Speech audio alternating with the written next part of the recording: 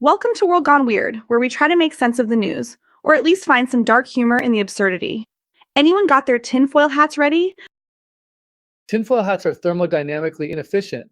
A Faraday cage is a better option, but given the bandwidth of conspiracy theories these days, we need something the size of a small planet. So, no.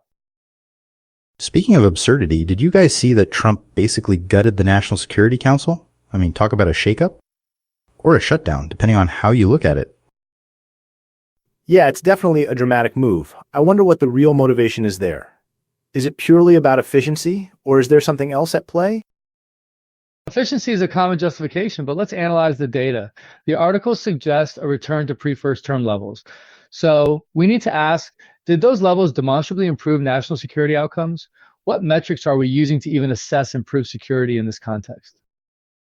Oh, deep state paranoia is back on the menu, boys. Seriously, gutting the deep state. Is he auditioning for a Bond villain role now? It's hilarious how he's framing it, like he's cleaning house, but it probably just means less informed decisions and more reliance on whoever kisses the ring the best. That's what worries me. It sounds like he's consolidating power with his loyalists like Rubio and Besant. I'm not sure I trust either of them to make sound, unbiased decisions on foreign policy. Yes, and the NPR article mentioned that some staffers were given 30 minutes to clear out their desks. That's pretty brutal. I mean, regardless of your political views, that's a tough way to treat people. 30 minutes? That's barely enough time to find your stapler, let alone years of accumulated geopolitical angst. I bet half of them left their favorite mugs behind. Tragic. The abruptness is concerning from an analytical standpoint. It suggests a lack of planning and a disregard for institutional knowledge. There's a cost to losing experienced personnel, even if you believe in streamlining the process. A proper cost-benefit analysis would be vital, but I doubt that's happening. What if this is all a show? To make others scared to cross him? I am wondering if a lot of these types of things are intentional so people stay in line, or they get booted quickly and humiliated. It's possible, Jimmy. Power dynamics are often at play in these situations. But I'm also trying to see if there's a positive angle here. Maybe a smaller, more agile NSC could be more effective?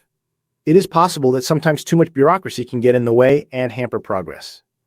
That sounds too optimistic, though, I will admit. Agility can be advantageous, but only if coupled with competence and access to reliable information. Consolidating power around a few individuals raises the risk of groupthink and confirmation bias. It limits diverse perspectives. Confirmation bias? You mean like believing everything you read on Breitbart? I'm just saying, Trump's inner circle isn't exactly known for their intellectual diversity. Speaking of conflicts in D.C., what about the shooting near the Israeli embassy? Is that connected? That's awful. I saw the reports. 2 people killed near the Capitol Jewish Museum. It's just heartbreaking. The available data is limited at this point. Initial reports suggest a potential connection to the Israeli embassy staff, but we need verified information before drawing conclusions about motive or broader implications. Prematurely labeling it anti-Semitic terrorism, as Ambassador Dannon did, risks politicizing the event before a thorough investigation. Depraved act of anti-Semitic terrorism? That's a strong statement based on what? A hunch. Everyone's so quick to jump to conclusions. It's like tragedy strikes and everyone's suddenly a geopolitical expert with a hot take. It seems like we are seeing these issues crop up more and more. Like the world is regressing into something awful. I hope not, Jimmy. I really do. I keep hoping we'll see a turning point toward peace and understanding, but it's hard to stay optimistic sometimes. We just saw the UN worker killed, and seeing all of this back-to-back is overwhelming. Emotionally, that response is understandable. Empirically, it's vital to avoid generalizing from isolated incidents. We need to analyze the trend lines, identify contributing factors, economic disparities, political instability, the spread of misinformation, and develop targeted interventions based on evidence. Interventions? You mean like sending in the therapy drones? Hello, citizen, your anxiety levels are elevated. Please assume the downward-facing dog position. The future is going to be awkward. On the subject of mental health, and just to pivot us in this direction, did you see what the GOP is planning with their megabill? Medicaid and SNAP changes are quite concerning. Oh yeah, more tax cuts for the rich and less help for the poor. Classic. I am wondering how much of that even makes sense for them. The proposal hinges on roughly $3.8 trillion in tax cuts, offset by changes to Medicaid and SNAP. We need to evaluate the economic impact of those cuts, who benefits, who loses, and what's the net effect on GDP, employment, and social well-being. Independent estimates suggest these changes could result in many people losing coverage, which is bad for the world and only good for shareholders. They're selling it as necessary savings, but it sounds like they're just kicking people off assistance so they can give billionaires another yacht. Work requirements for Medicaid, as if being poor isn't already a full-time job. And the increased work requirements for SNAP are concerning too. I mean, I believe in hard work, but requiring people to work 80 hours a month to qualify for benefits? That's really tough, especially for people with children or disabilities. The devil is in the details, as always. The proposal increases state contributions to SNAP and mandates work requirements. What impact will that have on food insecurity, especially in states with already strained social safety nets? And how will those work requirements be enforced, and at what cost? Enforced by the hunger police? Door-to-door inspections to make sure you're sufficiently employed before you get your government cheese? I can see the SNL sketch now. And let's not forget the SALT deduction changes. Raising the cap to $40,000 for married couples with incomes up to $500,000. That's a handout to wealthy people in blue states, plain and simple. You know, they always seem to lift the debt ceiling, which basically lets them get away with spending whatever they want. It is not right. Raising the debt ceiling is a separate issue from tax cuts and social program changes. It's necessary to allow the government to pay its existing obligations, but it doesn't authorize new spending. Failing to raise it would be catastrophic for the global financial system, so it's a bit of a legislative gun to the head. A legislative gun to the head powered by tax cuts for the rich. The GOP's really outdoing themselves this time. But hey, at least the car loans will be deductible if you buy American. Nothing says fiscal responsibility like a Buy American clause. Okay, but to continue on with the news. Have you guys heard about that civil lawsuit against P. Diddy? Apparently, there's fabricated rape kit evidence. Fabricated evidence?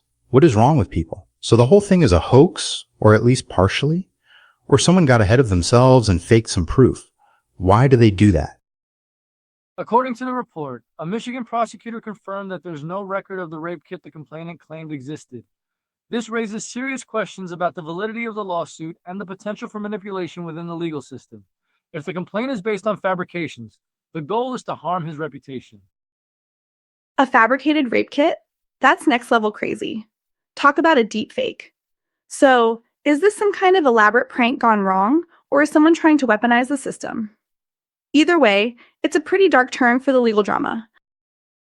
It's deeply troubling. It undermines the credibility of the legal system and could discourage legitimate victims from coming forward. False accusations can be incredibly damaging. Precisely. This situation calls for a thorough investigation. If the evidence was indeed fabricated, the responsible parties should be held accountable. And what are the odds of this lawsuit existing for the right or the wrong reasons? What I don't understand is why make something like that up? Why not start somewhere else with the claims? I do not understand why someone would just decide to throw a fabricated story into an actual issue. Unfortunately, deception does occur in legal battles. But also, this kind of news is just another load of stress on our mental health. Oh, you're right. Between political chaos, potential acts of terrorism, and fabricated rape kits, it's a wonder anyone can sleep at night. Maybe we should all just download those personalized sleep tracking apps and let AI manage our anxieties. What could possibly go wrong? That's actually a really good point, Sarah. These extreme personalized mental health apps are becoming so common. AI-driven therapy, mindfulness apps, self-assessment tools. I wonder about the long-term effects. That's a complex issue with potential benefits and significant risks. On one hand, these apps can provide accessible and affordable mental health support to people who might not otherwise have access, but we need to dive in more. See, that's where I have my reservations. Sounds like 1984 to me. All they need is to tell you the sky is green and they take over your life. No thanks. But Jimmy, imagine the possibilities.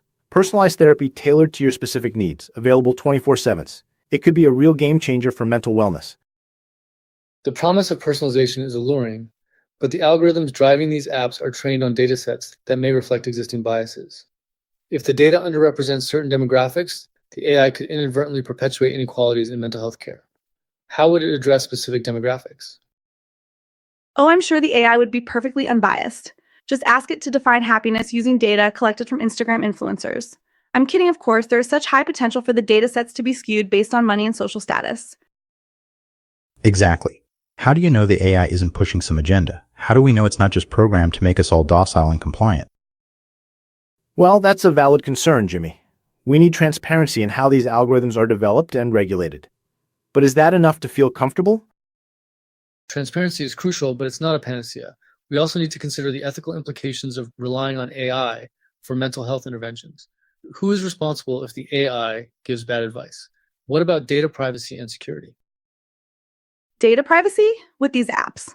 I'm pretty sure my period tracker knows more about me than my own mother. Next thing you know, your insurance company will be charging you extra because your sleep app says you're too stressed. Like you mentioned earlier, those with a bad sleep record could get penalized.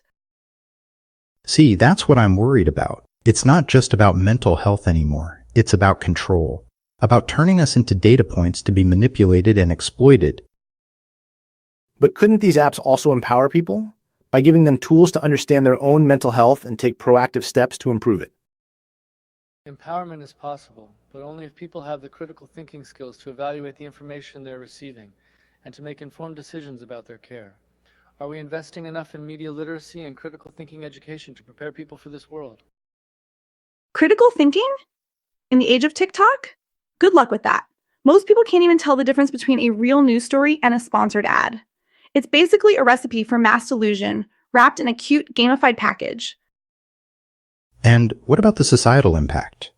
What happens when some people have access to these high-tech mental health tools and others don't? Does it create a new kind of inequality?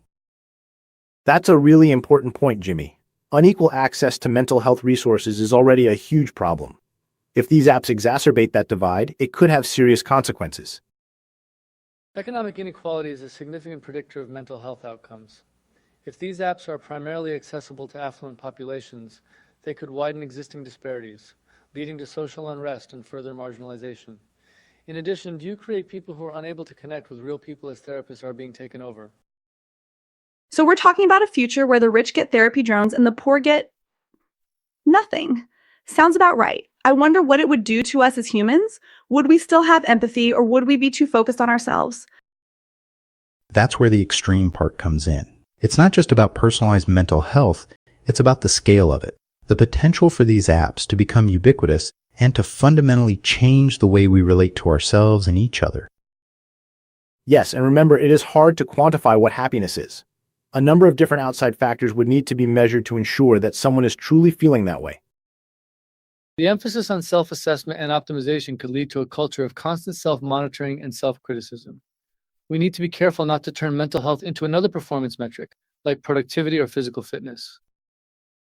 Oh, I can see it now. Congratulations, your anxiety levels are down 5%. You've unlocked a coupon for 10% off your next yoga class. It's like we can't even be miserable without turning it into a capitalist transaction. It all sounds so dystopian to me. I mean, where does it end? Will we eventually outsource all of our emotions to AI? I think the potential for good is still there, but we need to approach these technologies with caution and a critical eye.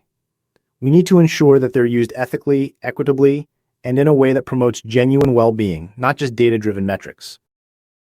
I agree. A global conversation about the ethical implications of AI-driven mental health interventions is urgently needed. We need to establish guidelines and regulations to protect data privacy, prevent algorithmic bias, and ensure equitable access to these technologies.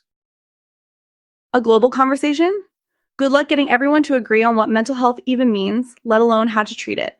But I do think it's something we need to talk about before these apps take over our lives, or at least start tracking our sleep patterns for nefarious purposes. It always goes back to control in the end. Someone wants to control something and gets money for it.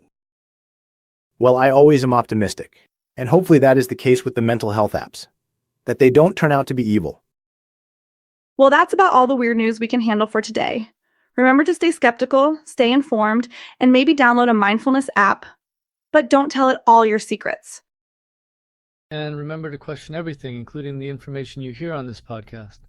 Seek out diverse perspectives, analyze the data, and draw your own conclusions.